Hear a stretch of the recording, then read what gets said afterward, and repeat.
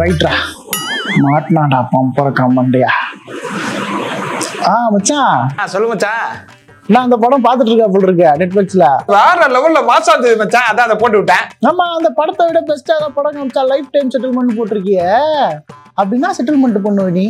இப்ப நான் அதோட பெஸ்டா பண்ணிட்டேன்னு வச்சுக்க, உன்னால என்ன செட்டில்மெண்ட் பண்ண முடியும்? நீ ஏன் மாசம் 5000 வாங்குற, 13000 இஎம்ஐ போயிடுது, மீதி 2000 ரூபாய் முடியாம நீ ஏன் செட்டில் ஆகாம சுத்திட்டு இருக்கிற? நீ என்னடா செட்டில்மெண்ட் பண்ணுவ? சரி அந்த படத்தை பாத்திய, அது நெட்ஃபிளிக்ஸ் அக்கௌண்ட்ல தானே பார்த்த. 2 மாசமா நீ ஷேர் தரல, பாஸ்வேர்டை பாத்தி விட்டா. மச்சான் மச்சான் அந்த மாதிரிலாம் எதுவும் பண்ணாரா, பாஸ்வேர்ட்லாம் மாத்திராரா? டே ப்ளீஸ்ரா போட்டுறான் ஸ்டேட்டஸ் கிரிஞ்சி. ஃபர்ஸ்ட் நீ செட்டில் ஆகுடா, அப்புறமா லைஃப் டைம் செட்டில்மெண்ட் பண்ணுவாரு இவரு. என்ன ஒரு ஸ்டேட்டஸ் போட்டதுக்கு இப்படி பண்றான்?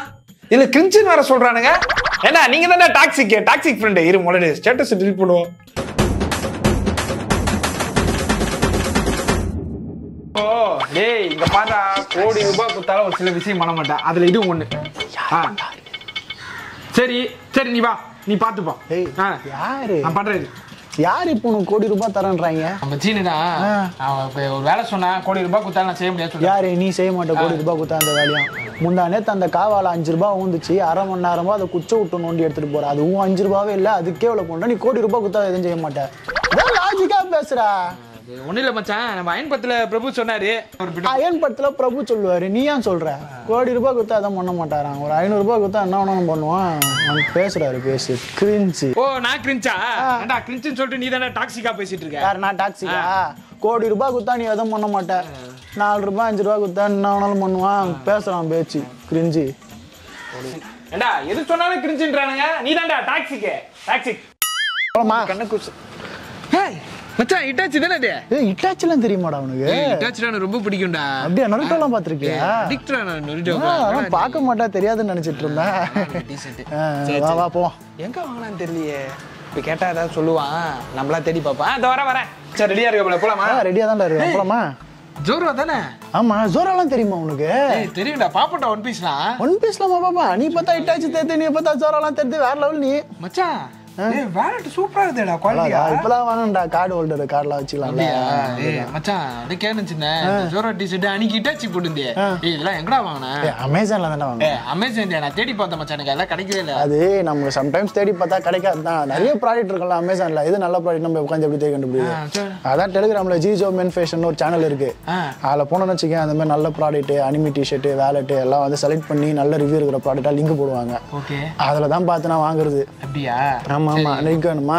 லிங்க் சொல்லு மச்சான். லிங்க் அப்படியே அனுப்புறேன். சும்மா அமேசான்ல அப்படியே ஜிஜோ மென் ஃபேஷன் போட்டேன்னு வச்சுக்கேன், அப்படியே வரும் அந்த டெலிகிராம் சேனல்ல. வந்துச்சுடா.